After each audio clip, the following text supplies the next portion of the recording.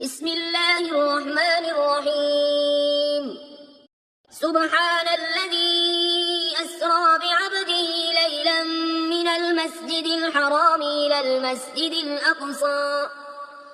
الذي باركنا حوله لنريه من آياتنا إنه هو السميع البصير. وآتينا موسى الكتاب وجعلناه هدى لبني إسرائيل ألا تتخذوا من دوني وكيلا ذرية من حملنا مع نوح إنه كان عبدا شكورا. وقضينا إلى بني إسرائيل في الكتاب لتفسدن في الأرض مرتين ولتعلن علوا كبيرا. فإذا جاء وعد أولاهما بعثنا عليكم عبادا لنا أولي بأس شديد فجاسوا خلال الديار وكان وعدا مفعولا. ثم رددنا لكم الكرة عليهم وأمددناكم بأموال وبنين وجعلناكم أكثر نفيرا. إن أحسنتم أحسنتم لأنفسكم وإن أسأتم فلها. فإذا جاء وعد الآخرة ليسوءوا وجوهكم وليدخلوا المسجد كما دخلوه أول مرة وليتبروا ما علوا تتبيرا. عسى ربكم أن يرحمكم وإن عدتم عدنا وجعلنا جهنم للكافرين حصيرا. إن هذا القرآن يهدي للتي هي أقوم ويبشر المؤمنين الذين يعملون الصالحات أن لهم أجرا كبيرا وأن الذين لا يؤمنون بالآخرة أعتدنا لهم عذابا أليما. ويدعو الإنسان بالشر دعاءه بالخير وكان الإنسان عجولا. وجعلنا الليل والنهار آيتين فمحونا آية الليل وجعلنا آية النهار مبصرة لتبتغوا فضلا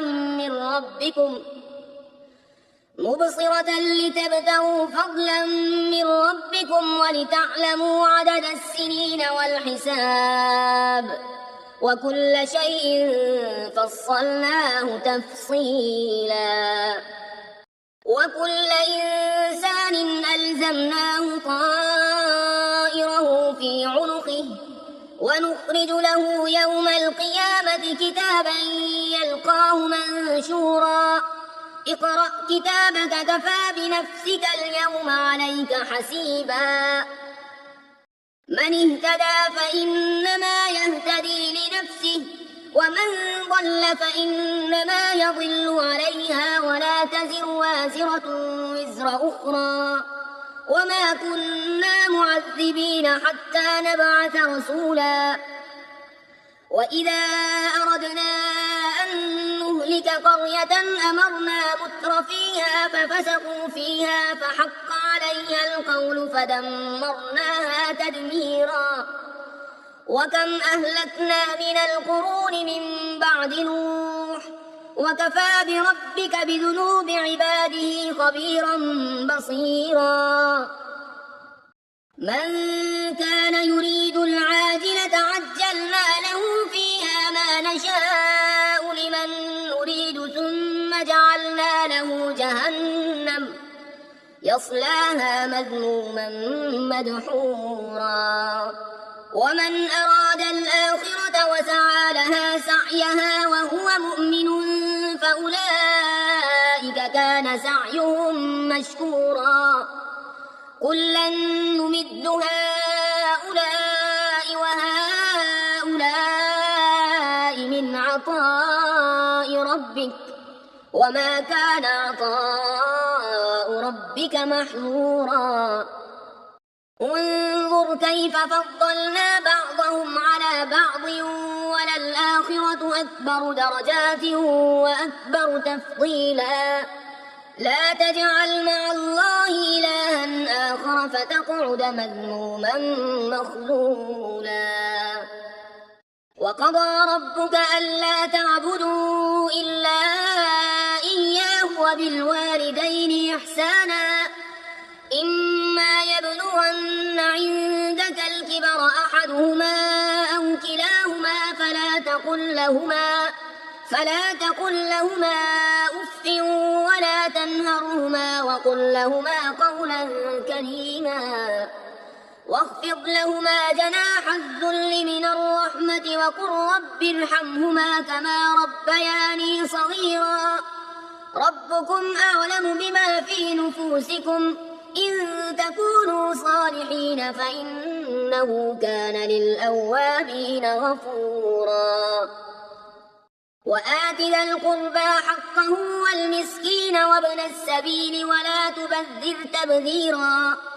إن المبذرين كانوا إخوان الشياطين وكان الشيطان لربه كفورا وإما تعرضن عنهم ابتغاء رحمة من ربك ترجوها فقل لهم قولا ميسورا ولا تجعل يدك مغلولة إلى عنقك ولا تبسطها كل البسط فتقعد ملوما محسورا إن ربك يبسط الرزق لمن يشاء ويقدر إنه كان بعباده خبيرا بصيرا ولا تقتلوا أولادكم خشية إملاق نحن نرزقهم وإياكم إن قتلهم كان خطأ كبيرا ولا تقربوا الزنا إنه كان فاحشة وساء سبيلا ولا تقتلوا النفس التي حرم الله إلا بالحق ومن قتل مظلوما فقد جعلنا لوليه سلطانا فلا يسرف في القتل إنه كان منصورا ولا تقربوا مال اليتيم إلا بالتي هي أحسن حتى يبلغ أشده وأوفوا بالعهد إن العهد كان مسؤولا وأوفوا الكيل إذا كلتم وزنوا بالقسطاس المستقيم ذلك خير وأحسن تأويلا ولا تقف ما ليس لك به علم إن السمع والبصر والفؤاد كل أولئك كان عنه مسؤولا ولا تمش في الأرض مرحا إنك لن تخرق الأرض ولن تبلغ الجبال طولا كل ذلك كان سيئه عند ربك مكروها ذلك مما أوحى إليك ربك من الحكمة ولا تجعل مع الله إلها آخر فتلقى في جهنم ملوما مدحورا أفأصفاكم ربكم بالبنين واتخذ من الملائكة إناثا إنكم لتقولون قولا عظيما ولقد صرفنا في هذا القرآن ليذكروا وما يزيدهم إلا نفورا قل لو كان معه آلهة كما يقولون إذا لابتغوا إلى ذي العرش سبيلا سبحانه وتعالى عما يقولون علوا كبيرا تسبح له السماوات السبع والأرض ومن فيهن وإن من شيء إلا يسبح بحمده ولكن لا تفقهون تسبيحهم إنه كان حليما غفورا وإذا قرأت القرآن جعلنا بينك وبين الذين لا يؤمنون بالآخرة حجابا مستورا وجعلنا على قلوبهم أكنة أن يفقهوه وفي آذانهم وقرا وإذا ذكرت ربك في القرآن وحده ولوا على أدبارهم نفورا نحن أعلم بما يستمعون به إذ يستمعون إليك وإذ هم نجوى إذ يقول الظالمون إن تتبعون إلا رجلا مسحورا انظر كيف ضربوا لك الأمثال فضلوا فلا يستطيعون سبيلا وقالوا أئذا كنا عظاما ورفاتا أئنا لمبعوثون خلقا جديدا قل كونوا حجارة أو حديدا أو خلقا مما يكبر في صدوركم فسيقولون من يعيدنا قل الذي فطركم أول مرة فسينغضون إليك رؤوسهم ويقولون متى هو قل عسى أن يكون قريبا يوم يدعوكم فتستجيبون بحمده وتظنون إن لبثتم إلا قليلا وقل لعبادي يقولوا التي هي أحسن إن الشيطان ينزغ بينهم إن الشيطان كان للإنسان عدوا مبينا ربكم أعلم بكم إن يشأ يرحمكم أو إن يشأ يعذبكم وما أرسلناك عليهم وكيلا وربك أعلم بمن في السماوات والأرض ولقد فضلنا بعض النبيين على بعض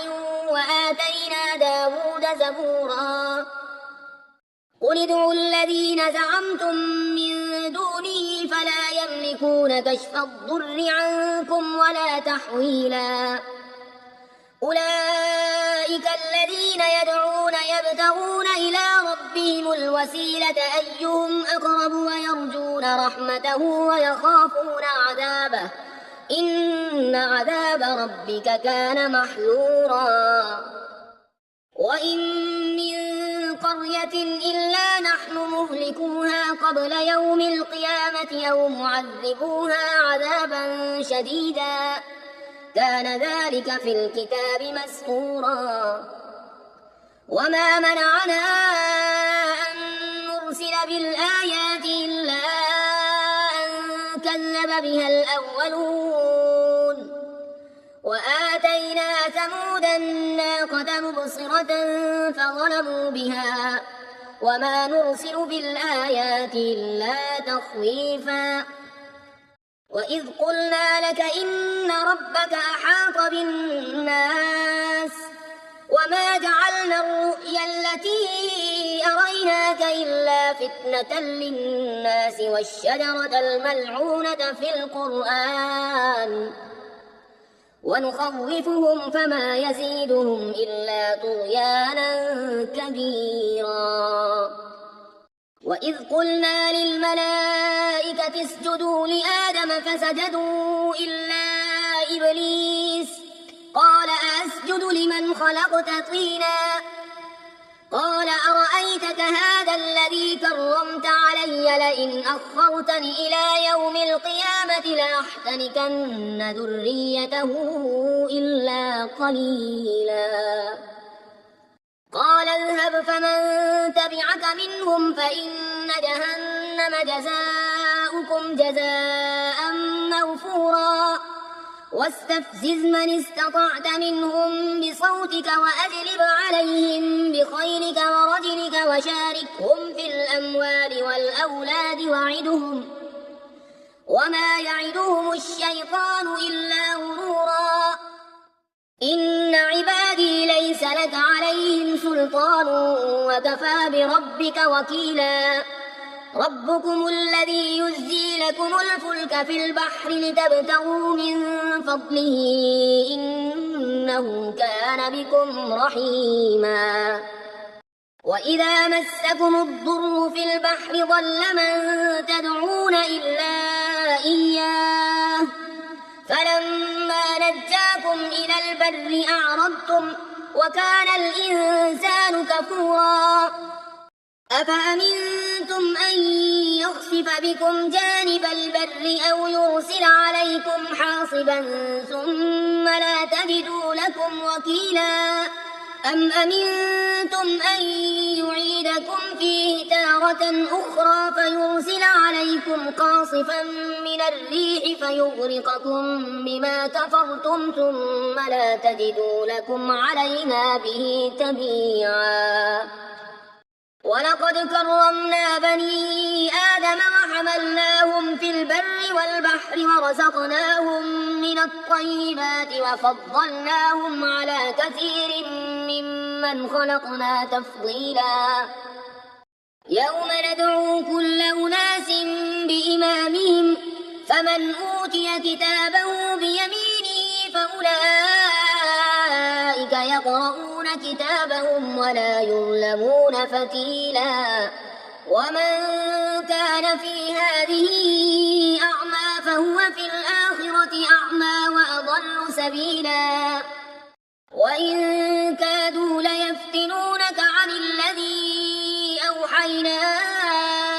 إليك لتفتري علينا غيره وإذا لاتخذوك خليلا ولولا أن ثبتناك لقد كدت تركن إليهم شيئا قليلا إذا لأذقناك ضعف الحياة وضعف الممات ثم لا تجد لك علينا نصيرا وإن كادوا ليستفزونك من الأرض ليخرجوك منها وإذا لا يلبثون خلافك إلا قليلا سنة من قد أرسلنا قبلك من رسلنا ولا تجد لسنتنا تحويلا أقم الصلاة لدلوك الشمس إلى غسق الليل وقرآن الفجر إن قرآن الفجر كان مشهودا ومن الليل فتهجد به نافلة لك عسى أن يبعثك ربك مقاما محمودا وقل رب أدخلني مدخل صدق وأخرجني مخرج صدق واجعل لي من لدنك سلطانا نصيرا وقل جاء الحق وزهق الباطل إن الباطل كان زهوقا وننزل من القرآن ما هو شفاء ورحمة للمؤمنين ولا يزيد الظالمين إلا خسارا وإذا أنعمنا على الإنسان أعرض ونأى بجانبه وإذا مسه الشر كان يئوسا قل كل يعمل على شاكلته فربكم أعلم بمن هو أهدى سبيلا ويسألونك عن الروح قل الروح من أمر ربي وما أوتيتم من العلم إلا قليلا ولئن شئنا لنذهبن بالذي أوحينا إليك ثم لا تجد لك به علينا وكيلا إلا رحمة من ربك إن فضله كان عليك كبيرا قل لئن اجتمعت الإنس والجن على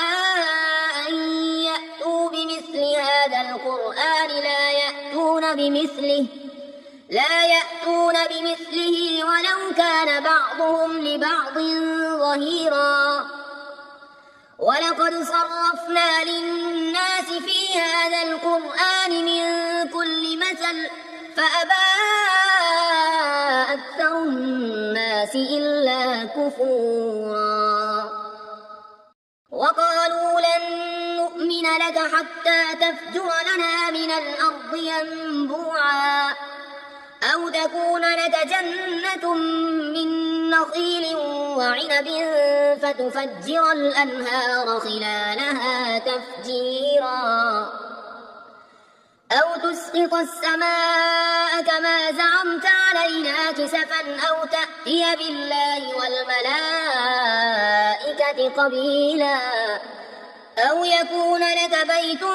من زخرف أو ترقى في السماء ولن نؤمن لرقيك حتى تنزل علينا كتابا نقرأه قل سبحان ربي هل كنت إلا بشرا رسولا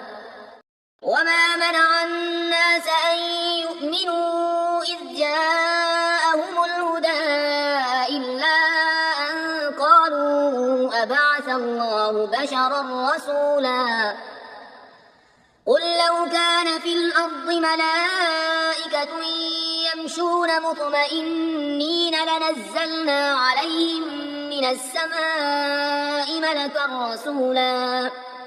قل كفى بالله شهيدا بيني وبينكم إنه كان بعباده خبيرا بصيرا ومن يهد الله فهو المهتد ومن يضلل فلن تجد لهم أولياء من دونه ونحشرهم يوم القيامة على وجوههم عميا وبكما وصما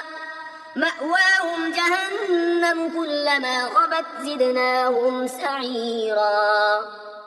ذلك جزاؤهم بأنهم كفروا بآياتنا وقالوا أئذا كنا عظاما ورفاتا أئنا لمبعوثون خلقا جديدا أولم يروا أن الله الذي خلق السماوات والأرض قادر على أن يخلق مثلهم وجعل لهم أجلا لا ريب فيه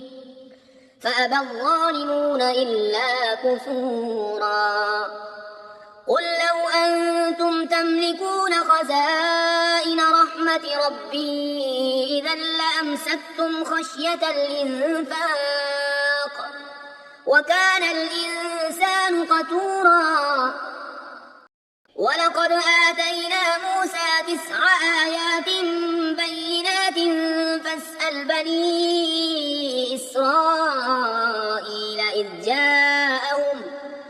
فاسأل بني إسرائيل إذ جاءهم فقال له فرعون إني لأظنك يا موسى مسحورا قال لقد علمت ما أنزل هؤلاء إلا رب السماوات والأرض بصائر وإني لأظنك يا فرعون مثبورا فأراد أن يستفزهم من الأرض فأغرقناه ومن معه جميعا وقلنا من بعده لبني إسرائيل اسكنوا الأرض فإذا جاء وعد الآخرة جئنا بكم لفيفا وبالحق أنزلناه وبالحق نزل وما أرسلناك إلا مبشرا ونذيرا وقرآنا فرقناه لتقرأه على الناس على مكث ونزلناه تنزيلا قل آمنوا به أو لا تؤمنوا إن الذين أوتوا العلم من قبله إذا يتلى عليهم يخرون للأذقان سجدا ويقولون سبحان ربنا إن كان وعد ربنا لمفعولا ويخرون للأذقان يبكون ويزيدهم خشوعا قل ادعوا الله أو ادعوا الرحمن أيما تدعوا فله الأسماء الحسنى ولا تجهر بصلاتك ولا تخافت بها وابتغ بين ذلك سبيلا وقل الحمد لله الذي لم يتخذ ولدا ولم يكن له شريك في الملك ولم يكن له ولي من الذل وكبره تكبيرا